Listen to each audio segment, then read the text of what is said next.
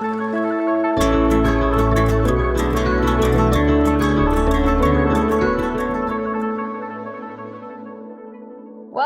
friends. Hello, hello. It's so good to see you all. Hi, everybody. If you are here and in the room, you can come on off mute, say hello to all the amazing educators and leaders in this space. Hi, everybody. Hello, friends. Hi. Good evening. Hello. Hello. Well, thank you all so much for showing up today. Michelle and I are so excited to dig in with you about how can we regulate our emotions, so important. So for those of you who I haven't met yet, my name is Dr. Ilana Nankin. I'm the founder and CEO of Breathe for Change. And if you're new to us, Breathe for Change is an organization on a mission to enhance the health and well-being of educators, students, and entire communities. And we run the world's only 200-hour wellness, SEL, and yoga teacher training that's specifically for amazing educators and leaders like yourself who care about using wellness as a vehicle for healing and social change. And today, as we embark on this journey together, we will be diving into one of the most important foundational practices, which is like, how do we actually regulate ourselves as educators and leaders so that we can show up most fully for our students, our community members, our families, at home, all the things.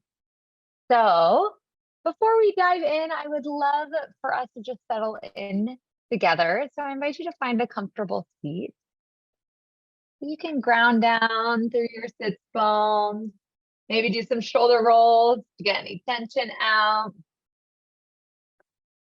I invite you to relax your shoulders down your back. Bring length to your spine. You can soften your gaze or close your eyes and connect to your breath. Observing the rise and the fall of each inhale and each exhale. And as you continue to breathe, maybe you bring your hands over your heart. If you'd like, you can bring your attention to your heart beating beneath your palms. Just take a moment to notice how you feel right now as we embark on this journey together. And if you're new to us, one of our favorite social emotional learning strategies at Breathe for Change is called the 2-word check-in. So I invite you to find 2 words that describe how you are feeling right now. Just 2 words.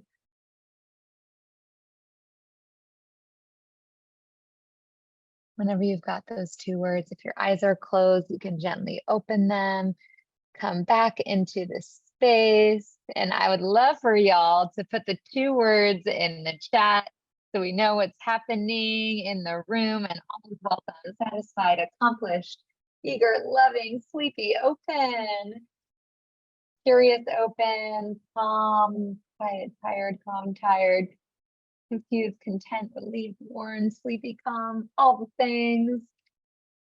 Congested, feel better. Relieved, present, sleepy, relaxed. A little bit of everything. And the 2-word check-in is such a powerful practice because that brings our awareness to how we're feeling, which is the foundation for emotional regulation. So with that, I'll share just a little bit more about myself and the Breathe for Change story and let Michelle do the same. And then we will dive into why we're all here. So for those of you who are new, and I would love if you all can just take a moment, put into the chat if you're new to Breathe for Change, if this is your first experience, or if you're a trainee or a grad, so we know who's in the room. Oh, yay, we got some new people. Oh, awesome. And alumni, some grads. So cool. A little bit of everything. Well, for those of you who are new, as I mentioned, my name is Ilana. I'm the founder and CEO of Breathe for Change. And Breathe for Change really started with my own experience as a teacher. So I was a former pre-K teacher in San Francisco Unified School District. And when I was teaching, I was stressed and overwhelmed and overworked. And that's when I first found yoga and many of these emotional regulation practices that we'll be talking about today. And it just completely transformed my life and my well-being. And I ended up integrating so many of the practices into my classroom with my kids and just saw extraordinary transformations in them, both social, emotionally, but also academically. And I was like, hold on, there's something here. So I ended up pursuing my PhD in curriculum and instruction and becoming a teacher educator at the University of Wisconsin in Madison. And for my dissertation, followed a bunch of teachers into diverse classrooms all over the country and world. And I was specifically looking at how they would take up their ideals of social justice and action in their teaching.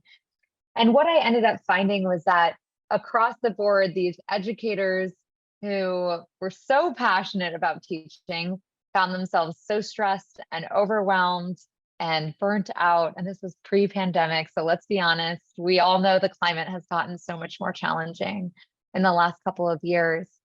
And as I was seeing how universal the issue of educator stress and burnout was, and how much that was impacting their ability to effectively teach and fulfill on their intentions for being in education, I simultaneously had just graduated from my 200-hour yoga teacher training. And as our grads here know, it's so life-changing. And so the educators I was working with at the time found out that I was a certified yoga teacher, and they thought it was like the coolest thing in the world. And so they rented out space in the student union for me to teach them yoga in addition to my education courses. And one thing led to the next. They were all working in classrooms around the surrounding area. And they would come up to me day after day and say things like, oh my gosh, Ilana, like the kids who normally have anxiety attacks before tests are utilizing these breathing techniques that you taught us, and their test scores are improving. Or, the students who experience so much trauma in the home are learning how to breathe, and everything is improving. And they were also talking about how much more effective and healthy they were feeling just practicing this for themselves. So as I was saying how powerful these wellness, social, emotional learning, and yoga practices truly can be for both educators and students' lives, I was like, nothing's going to stop me. I'm starting a movement. It's going to enhance the health and well-being of our incredible educators, students, and entire communities. And that's when Breathe for Change was born. And that was almost exactly 8 years ago. I remember my students saying, let's take this international on December 11th of 2014. So that year I set out to start the world's only 200-hour wellness, SEL, and yoga teacher training. And it was absolutely so life-changing. The graduates went back to their schools and their communities, and they started using many of the techniques that Michelle and I will be teaching you today in their lives, in their classrooms, in their communities. They were leading them for educators, for students, for families, and just we saw incredible outcomes. And so we expanded to the Bay Area and New York the next year and certified about 185 educators across 3 cities, and then 600 across 6 cities, and then 1,100 across 11 cities. And then when the pandemic hit, we had, life turned upside down for every one of us. And we ended up taking our trainings that we were in the middle of online and simultaneously asked hundreds of educators and administrators and leaders, like, what do you need and how can we help? And so what we realized is that the trainings that we offer and many of the practices that we'll be doing with you today, we're addressing 2 of the most critical needs in education, which were educator stress, burnout, retention, well-being, and then also student mental health and social emotional learning. And so we're super excited to be sharing the love of our life with you. This is our passion. This is our heart. And we'll give you a little taste of what our 200-hour training is all about. And for the grads, we're so excited that you're here. You can reconnect to the magic of Breathe for Change. And, since starting, we've graduated over 10,000 educators through our 200 hours. So for any of you who are new and are interested in learning more and potentially having that be something that you want to pursue, Michelle and I can stay after for a couple minutes and just share a little bit more information with you. So with that, Michelle, I'll pass it to you to introduce yourself. All right. Thank you so much, Ilana. Hi, everybody. It's such a pleasure to be here with you. My name is Michelle Cordero, and my pronouns are she, her. And I Yeah. I mean, everything that Ilana said, this program really is comes from my heart, and it's such an honor and a gift to be a part of this organization, this movement, and most importantly, to connect with people like you, educators and leaders on the front lines working in our communities.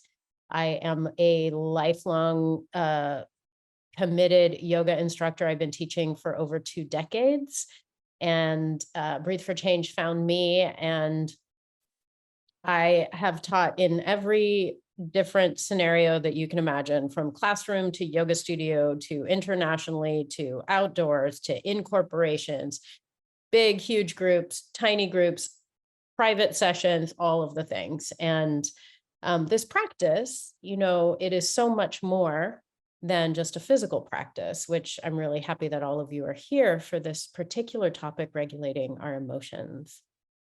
This is my why for why I teach asana, because, for most of my life, I just didn't really feel a lot. I didn't know that I was masking feelings. I didn't really know what that was. But, I was just going through my life and achieving goals and doing stuff. And when I really committed to my practice, I cried in a class, and I was like, what is this? What is this water from my eyes, and why? And I asked my teacher, and she said, you might have a lot of tears. You might have a backlog of tears to cry and just to shed. And that really was true. I've cried a lot on my yoga mat. I've used my yoga mat and these practices of breath work, of coming into present moment, mindfulness, feeling my body, feeling my emotions.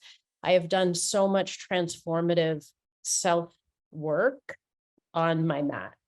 And that is why these practices are so important to me, and why I decided I wanted to share them with other people.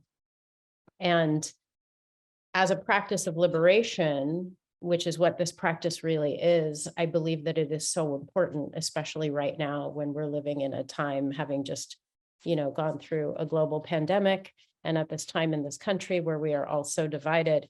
I feel that it's really vital that we get to know ourselves and get to know what's in our hearts, so that we can be better at navigating our way through the world and knowing and really seeing other people for our commonalities as well as our differences.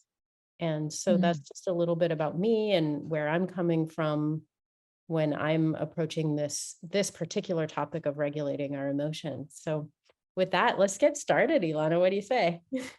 All right.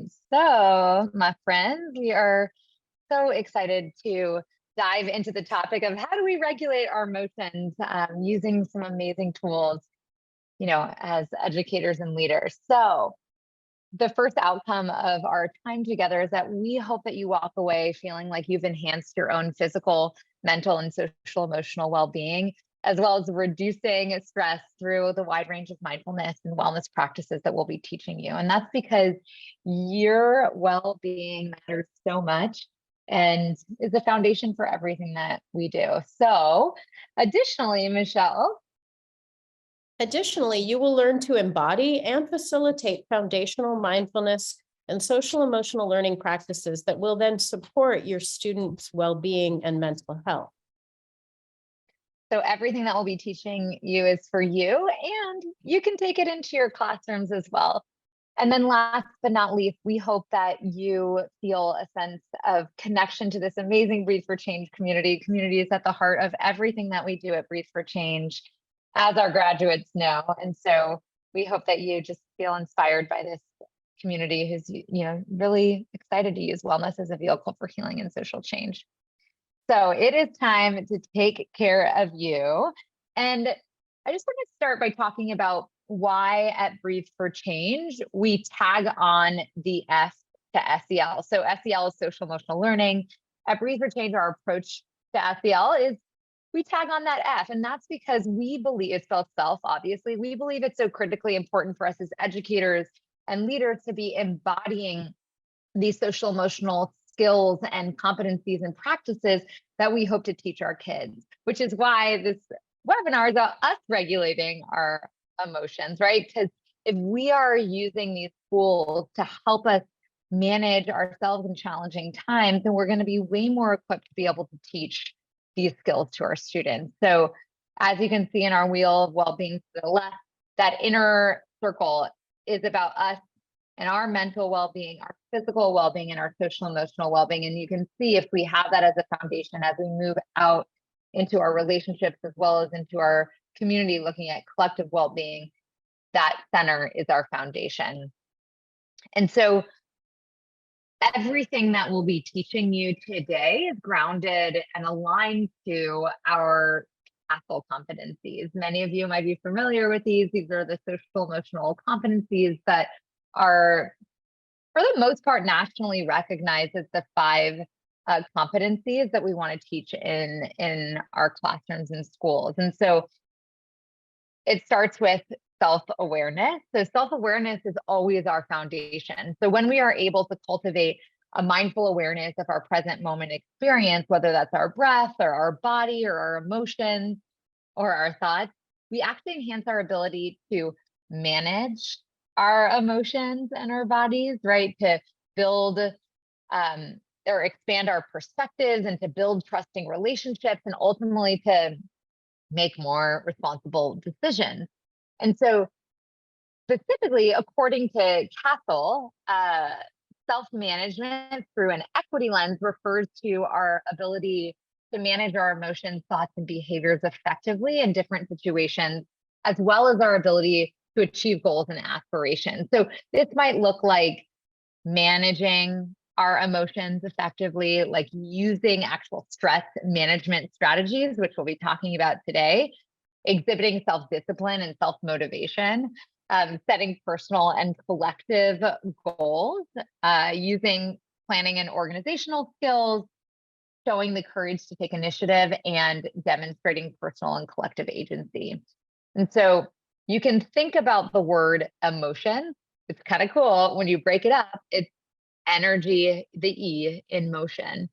So emotions impact us super deeply, and the energy that comes from our emotional experience moves through us as we facilitate, as we teach, as we lead anything. And so our ability to manage our emotions and actions directly impacts our ability to hold a brave and safe container for our students. And so my dissertation revealed that critical connection between educator well-being and student well-being. So as Marissa stated, like if I'm stressed, my students are stressed, or as Krista would put it, like when I'm calm and collected, my students are calm and collected. And if it sounds familiar, then let's just talk about the why behind it. So when we're thinking about the critical connection between self-awareness and self-management, what we're saying is that our own and our students' ability to manage or regulate is deeply dependent on our ability to actually cultivate the awareness of our emotions. So in other words, when we become aware of how we feel, then we gain the power to choose our response.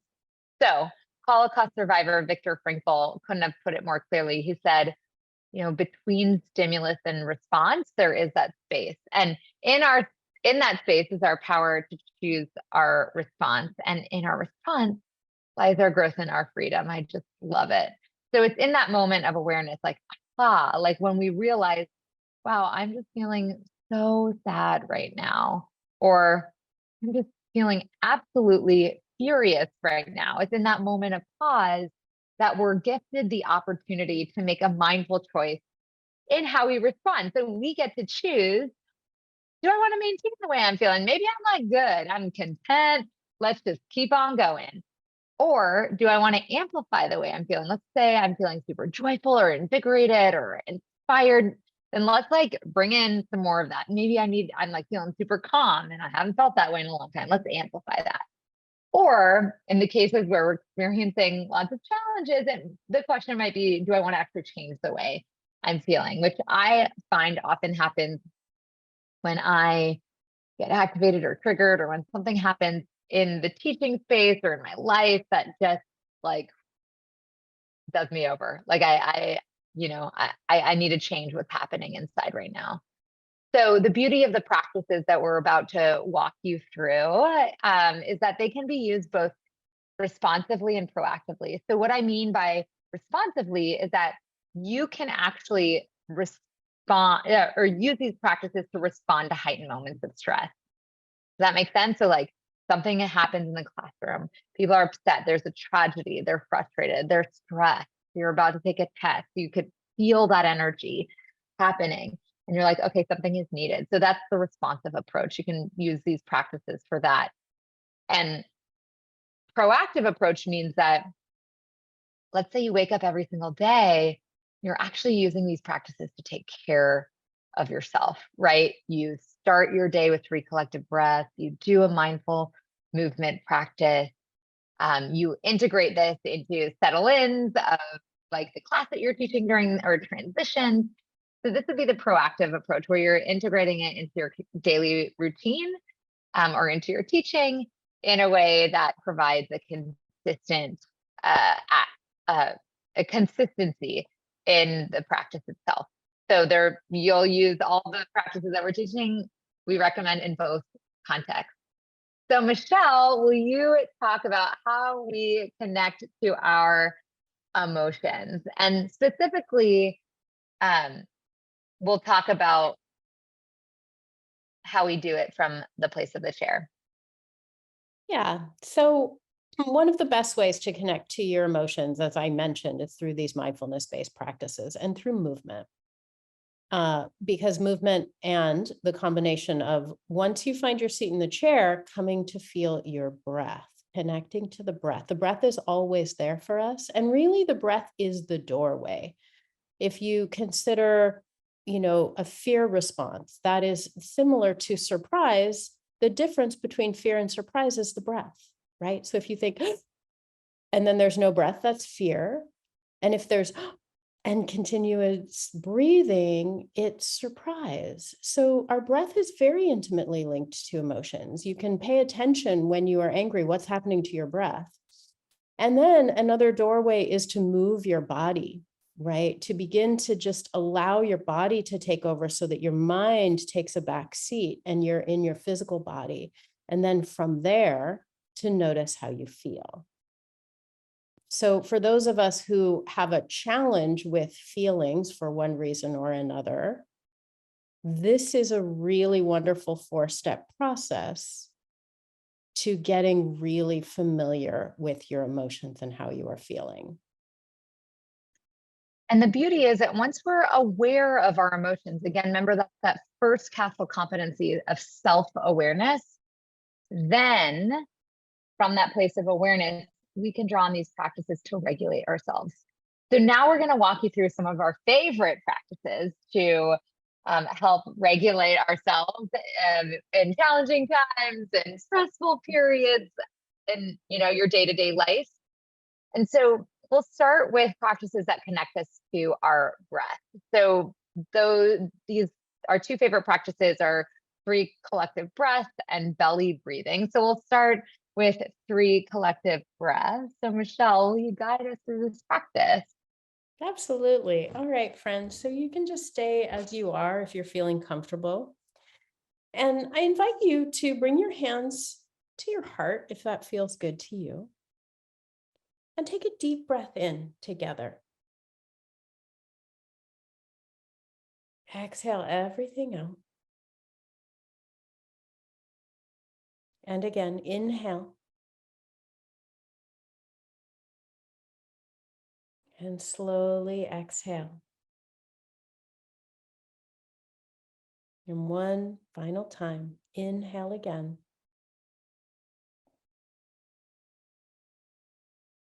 And exhale.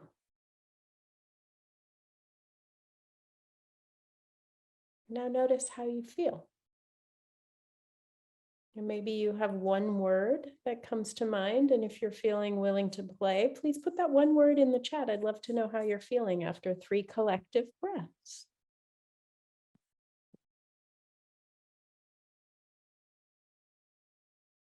Calmer, calm, steady, relaxed, settling, calm, tired, relaxed, the same, more centered, peaceful, focused, comforted, peaceful, centered, more centered in the moment, quiet. So absolutely, everything welcome in the space, And if nothing changed for you, that's cool too. Let's just keep tracking and find out. what happens next? Mhm.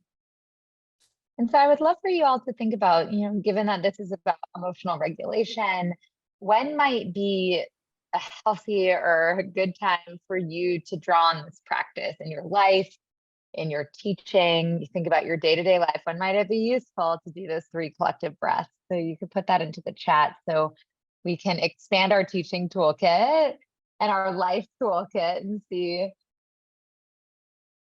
what the amazing ideas are in this space. So when might you use this? Before difficult meetings, totally.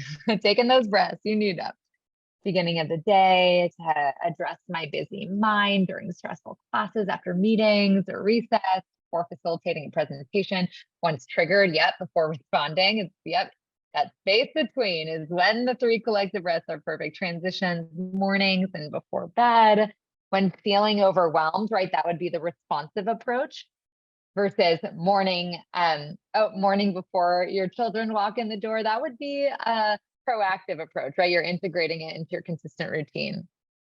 When feeling stressed, starting the day, between classes, planning time. There's so much gold in what I'm seeing. And the beauty is that it takes like 10 seconds, right? We all have time for those 3 breaths. It'll save you time later.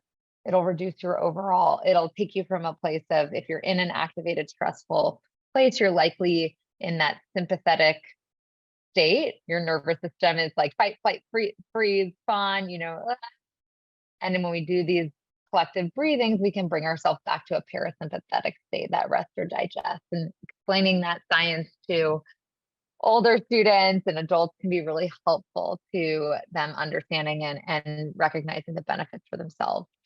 So that's the 3 collective breaths. And then we've got belly breathing. And raise your hand or put a yes in the chat if you've heard of or experienced belly breathing before. Awesome. And if you haven't, I can't wait to introduce it to you. So we're going to show you 2 different variations of this practice. One that you can use with young children, if you've got them at home or in your classroom. And then one that you can use with, secondary students or adults. And so I'm going to start by inviting all of y'all to grab a hold of your inner child hat, put it on. You got it.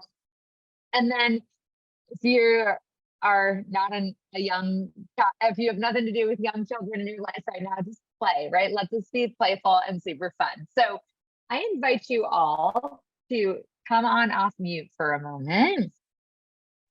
And I want you to bring out your bear paws. Let me see them and let me hear your big bear growl.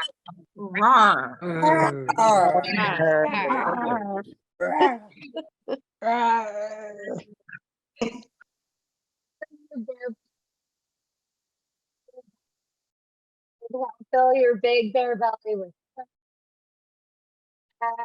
exhale, let it go. Beautiful. Inhale, filling your big bear belly with breath.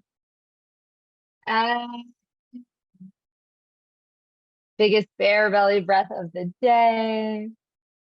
And with a huge bear sigh. Bring your bear paws to your big, beautiful bear heart. Take a moment, notice how you feel after your bear belly breath. Whenever you've got your word or your 2 words, you can come off mute, say in a word, how do you feel? Or if you'd like, you could put it into the chat. Let's hear it. Oh, happy, smiling, happy, love it. Was that fun, everyone? Awesome. So joyful, great. Yeah, so this is, as you can see, like the practices that we'll be doing with you, you can modify them, adapt them for use with young children or whoever it is that you're teaching. So that's one way that I might take a spin on the belly breathing practice. And Michelle, will you talk about how they might use it in their own life? Yeah, absolutely. So feel this first with me, and then I'll talk about it. Bring your hands and you can try putting your hands onto your rib cage, sides of your ribs here, or you could take your arms and give yourself a hug. Do what feels better to you. You might try both. And then just take a moment to feel your breath and breathe your rib cage out into your hand. So feel your ribs expand into your hand.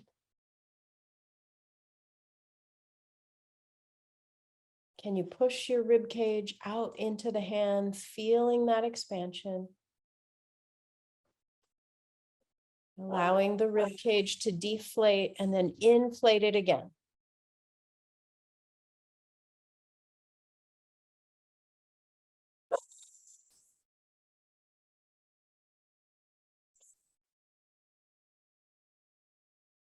Excellent.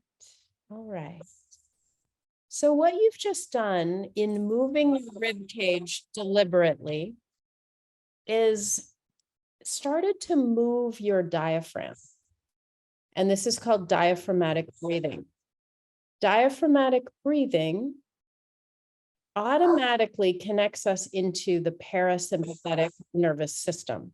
This brings us out of fight or flight, our sympathetic nervous system, and puts us deliberately into a state of relaxation, calm. You're telling your nervous system, you're okay. You're in a safe place. You're not being chased. This is from the, our evolution, right? When we were like actively, chased by dangers, like, saber-toothed tigers and things like that, our nervous system would kick in, and that's that fight or flight. And then, now there's a number of different factors that could kick us into that fight or flight, any amount of trauma or just our day-to-day life, because we move so quickly. The human body wasn't necessarily designed to hurtle down the highway at 80 miles an hour, right? So we are constantly putting our bodies into very challenging situations for the nervous system. And this is one way to shift and to regulate it, is to move that diaphragm with your diaphragmatic breathing and remind your whole body that you are relaxing now. It's time to digest, time to rest. So awesome. It's just such a healing practice that if you continue to come back to it day after day, whether you need it in the moment or not, it can increase your overall well-being substantially. Because when we have a daily practice, it sets the tone for everything. So I hope that was one that you try on for size in your daily life. And then we just talked about practices that connect us to our breath, and the body, as Michelle mentioned, is such an amazing doorway in to our emotional experience. And when we draw on the power of mindful movement practices, we increase our capacity to regulate ourselves. And so what we are going to do is walk you through a few of our favorite mindful movement practices. So Michelle, you start with some wrist stretches. All right. So just taking a moment, you can do this sitting or standing. And I invite you to just take your hands and stretch them, and then bring the fingers in one at a time. And then you can start from there to turn into a little wrist roll, feeling how are your hands? Mine are doing a little snap, crackle, pop. I don't know if yours are. And just letting that move into, maybe it becomes a full arm movement. If that would feel good, you can bring your elbows and your shoulders into it. Yeah. Okay. So just that much. You notice a little more awareness of your physical body. We'll do one more wrist stretch, and this involves a little bit of movement. You can take one hand, doesn't matter which one, the other hand, fingers across, thumb on the back, and you'll make a little wave or a waterfall motion. So from the side, I'm doing this. Just taking your time, breathing in and out and feeling the stretch, having a little fun. And the other side, go to the other hand. You might notice one hand is tighter than the other. Your dominant hand might feel a little different. And then shake your hands. Just let it go and shake. All right, so how do you feel from that? Just a simple wrist stretch. What's 1 or 2 words to share how you're feeling? Loose, slightly energized, lighter, relaxed. Awesome. Alert. I love it. Love it. So when I think about where we often carry or hold tension, you know, the phrase like we carry so much of the weight of the world on our shoulders, right? Oftentimes when we feel stressed or overwhelmed, like you can kind of like feel your shoulders like right? Like I see some head nods, like, oh yeah, you don't even notice it's happening. And then all of a sudden you go to someone like it's like massaging you, like, oh, you're so tight, you know? So we're like physically carry stress here in our bodies and our necks and our shoulders areas. And so one of the ways that you can regulate your emotional experience is to actually just like bring some looseness to your shoulders. So you can do that through shoulder rolls. So try that on with me. So you can bring your shoulders up towards your ears and then relax them down your back and kind of create some circles with your shoulders. And you can literally feel like the tension falling off, or imagine as though the tension is just literally falling off your shoulders. Like you're letting go of some of that weight. And then whenever you feel ready, you can go the opposite direction. Ah, yeah. Amazing. And I see some of you naturally kind of starting to move your neck. So once you're done with the shoulder rolls, yeah, neck rolls. Oh, like, oh my goodness, I didn't even know that I needed that. Wait a second. So just allow yourself to go at whatever pace feels supportive to you, so not too fast, right? With your neck, you want to be gentle, just allowing yourself to check in. Yeah, I see that your shoulder popped, Mari. Yeah, so now take a moment and bring your hands over your heart and just notice how you feel, how your body feels once you've just like done a few shoulder rolls and neck rolls. What are you feeling? What sensations are arising? What emotions are arising? And you can put that into the chat in 1 word or 2 words. Like I've let go of something heavy. Amazing, Alex. Relax. Release of tension. Incredible. Yeah. So you can draw on, ooh, yep, stress is actually leaving. Comfortable, less tight, letting go, right? And the beauty of the things that we're teaching you and even these mindful movement practices is simple, right? You don't need 60 minutes to get on your mat and go through like a whole yoga asana practice to get the benefits. And so you can, in any given moment, like, ooh, I'm feeling tense, right? Emotional awareness. In that awareness, it gives you power. Okay, let's do some shoulder rolls. Let's shake it out, right? Let's do this. Which brings me to one of my favorite practices to connect us to our bodies and to help regulate us, which is tense and release. And so I invite you to tense up your wrists, make fists, you tense your face, tense your belly, tense your feet, your legs, everything tense, tense, tense. And then slowly, mindfully, slowly release that tension. So maybe bring your hands towards your lap, perhaps feeling some tingling sensation in your body.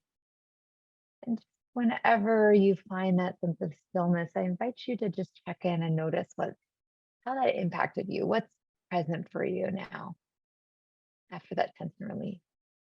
You can put that into the chat if you'd like.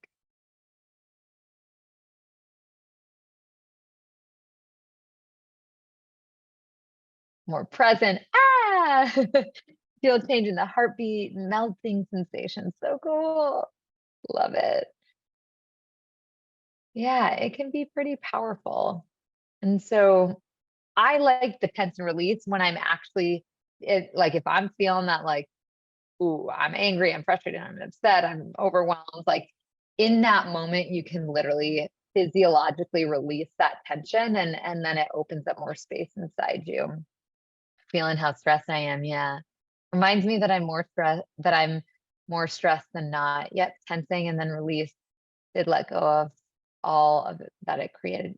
Amazing. So with that, I'm going to pass it to you, Michelle, to do a half sun salutation. All right. So in this movement, we'll be staying seated, and I'll build on it. Feel free to stop at a place that feels good to your body. You can come all the way through the different variations of this with me, or you might find one that really feels good and stay there. So just come into your seat and maybe scooch to the front of your seat so that you can reach the floor with your feet, or maybe bring the floor up to meet your feet. And then take a deep inhalation, and you can reach your arms up over your head, and maybe you look up. And then exhale, bring your hands right down through the center and slide your forearms down your lap. So you can take your arms like this, slide them down your lap, or maybe you've got a desk or a table in front of you, and you could just rest your head into your forearms or rest over your arms. And then inhale, extend and lengthen your spine. So you're going to open your chest forward, and then exhale, roll down and then up to your seated position, and then let your shoulder blades come down. And take a moment there. We'll move on from there, or feel free to stay at one of those options I gave you. Inhale, reach up, look up. Exhaling your hands right through center. Again, you can stay on your lap, fold forward onto a chair, or slide all the way down your legs using your hands as support. And then from forward folding, inhale, halfway lift, and exhale, fold in, and then slide your way up. You can use your hands, walking your hands up your legs any way that works, and pause and feel. All right, we're going to do one more. Feel free to stay wherever feels good. You can separate your legs a little bit wider, and we're going to just pick up the pace a little bit, move a little bit more rhythmically so you could feel what that would feel like. So inhale, reach up, look up. Exhale, folding forward and all the way down. Inhale to halfway lift, and exhale, fold in and roll your way back up. So you can see how moving a little bit more quickly, it creates a sense of awareness and present moment because you are moving a little more quickly and moving with your breath. So that might be something that you want to try on your own or in your classroom. Love it. So powerful. And know that mindful movement is just about connecting your breath to your movement. So Michelle just did a series of movements, the reaching up, folding forward, halfway lift, fold forward, reaching up and coming back. But you could reach your arms out wide, give yourself a hug. You could do side bends, anything that has you breathing while you're intentionally moving your body. It has similar outcomes and can be really profoundly helpful to regulate our emotions. And then we have a few more practices that are really powerful to help us connect to our emotions. We did the 2-word check-in at the very beginning where I invited you to connect to how you feel and find 2 words that describe how you feel. And we've done that a few times at the end of every practice, because having you check in with your emotions is really helpful for developing the skill to be able to regulate your emotions. And then we have a weather report, which is a different doorway into understanding your emotions. And from that place of understanding, again, we're able to be like, oh, I need the 3 collective breaths right now. I need a little bit of movement. I need this to help regulate myself. And then a loving kindness meditation is a way that we can really cultivate a sense of compassion for ourselves and actually start to regulate our emotions by cultivating the emotions that will serve us. So, Michelle, you guide us through a weather report. Absolutely. So you can just stay as you are. You might close your eyes. You might rest back into the chair behind you. You might even lay down. Just take a few moments and feel your breath and feel your body resting. Letting that exhale just take with it any residual stuff, residue of your day. Just keep breathing it away.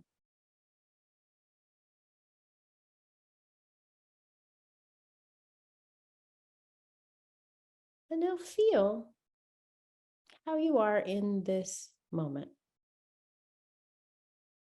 What's it like inside of your skin? And if you could describe that feeling as if it were a weather report, what's your weather report for this moment? And you can get creative with that. Are you feeling stormy inside, cloudy, bright, sunshiny day? Maybe there's some clouds. What is it for you today, right now? Anybody got a rainbow coming out? And once you've got your weather report, please give us a report in the chat. I'd love to hear it. You've got a cloudy sky, cloudy and stormy, calm but overcast sky, curious. A sunset, nice, cloudy, but not in a negative way, more like light and calm. Foggy with a chance of sun, overcast, warm and cloudy, slightly drizzly. Oh man, allergic. Yeah. So I love that. I love how there are all of these different ways that we can use the weather to describe how we're feeling in this moment.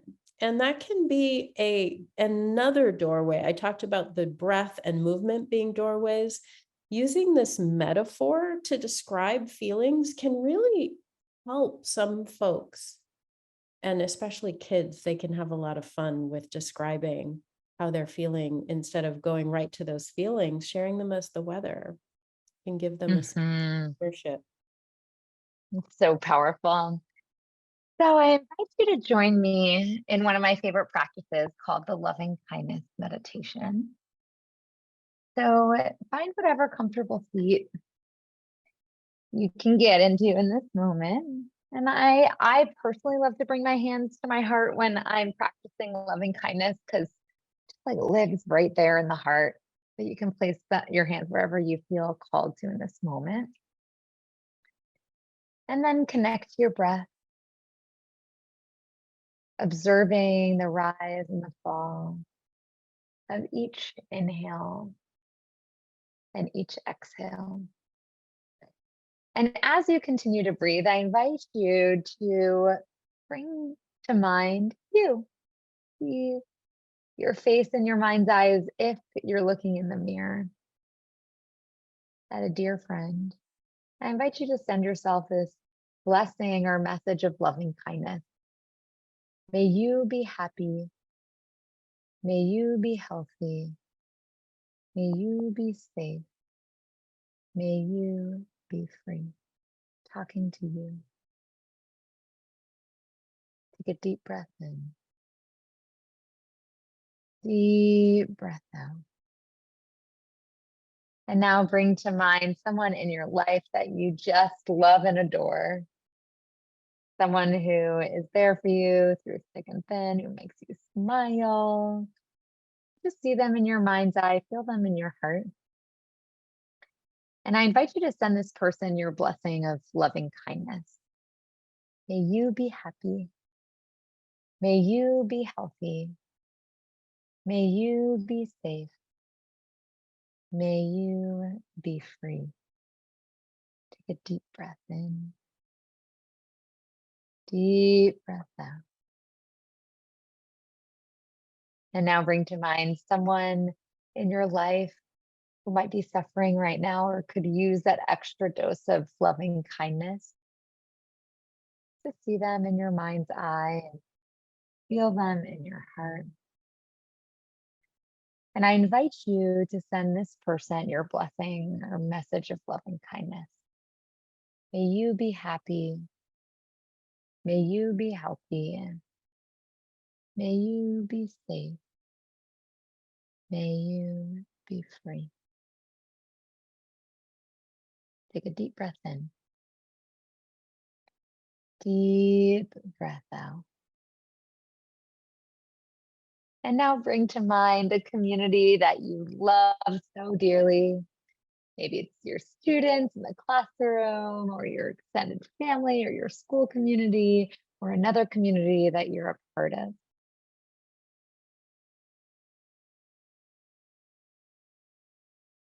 And I invite you to send this community your blessing of loving kindness. May we be happy. May we be healthy. May we be safe. May we be free. Take a deep breath in. Deep breath out.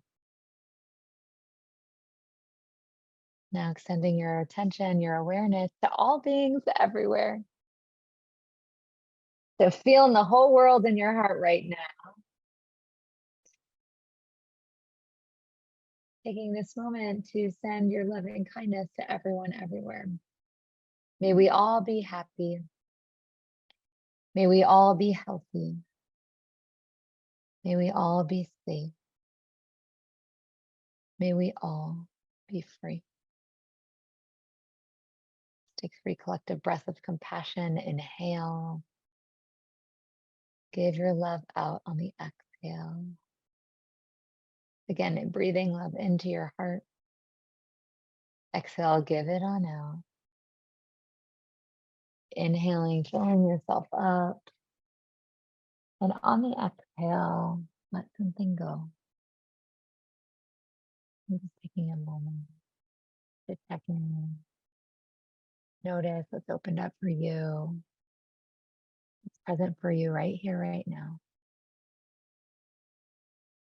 If your eyes are closed, you can gently open them.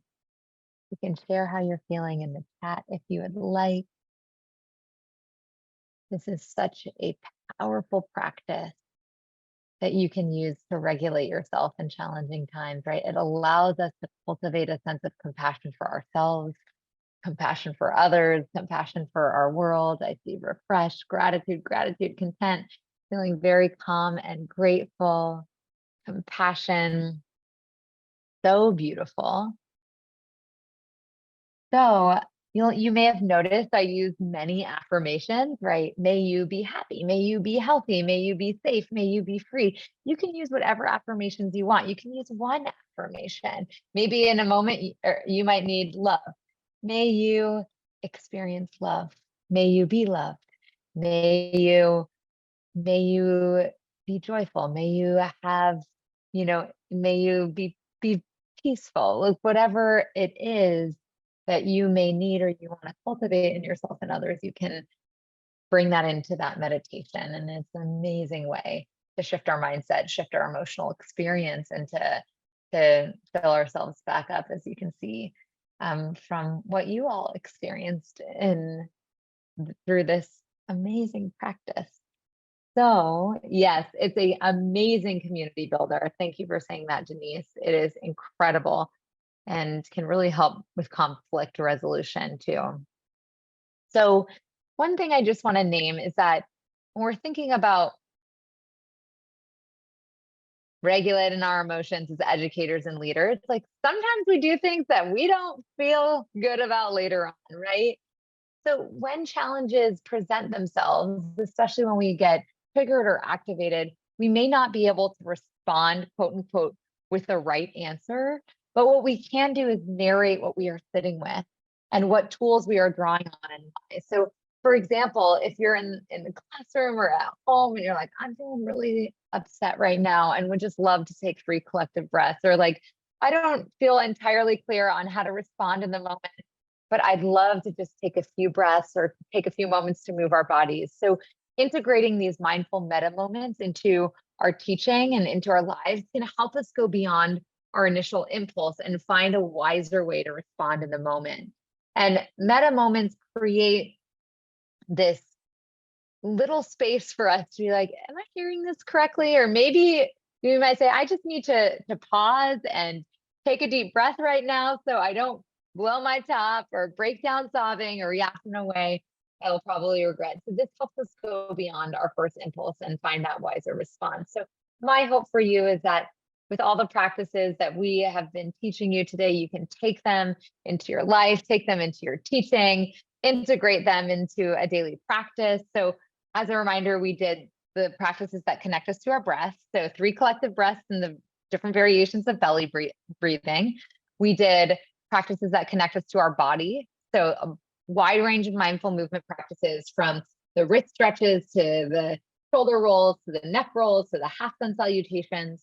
And then we did the 2-word check-in, so you can check in with your emotions, as well as the weather report, another doorway into that, and the loving kindness meditation. So we're so excited to see what unfolds for you.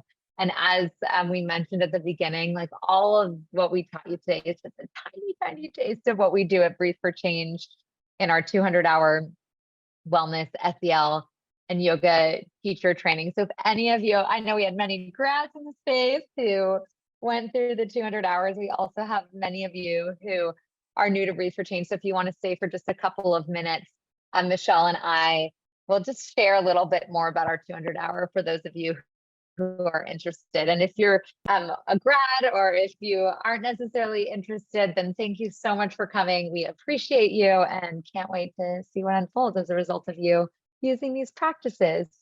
So thank you so much. So if you are staying to just learn a little bit more about Michelle and my love of life, which is our training, here's what we got for you. So again, we run the 200-hour wellness, SEL, and yoga teacher training that's specifically for educators and leaders like yourselves who care about using wellness as a vehicle for healing and social change. And so what is our training? So the number one outcome of our training is that you enhance your own physical, mental, and social emotional well-being through cultivating a personal and sustainable meditation and yoga practice. And why is that? Because you matter. Your well-being matters. If you didn't get that from this webinar, then hopefully you will through our training.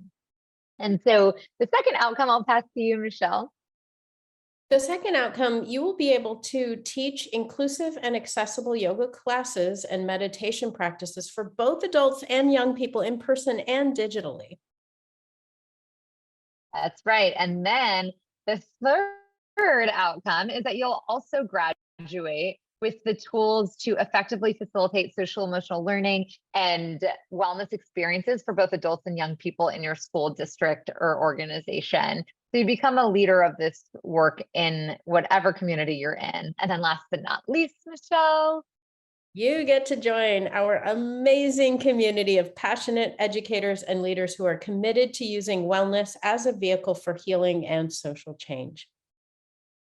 love it. So what are we learning? So our training consists of 6 content areas: our Breathe for Change workshop, social emotional learning, asana, the physical practice of yoga. We've got meditation, so you'll deepen your meditation practice or start one and learn to guide others, and yoga philosophy, so the history and the ethical principles of yoga, and anatomy.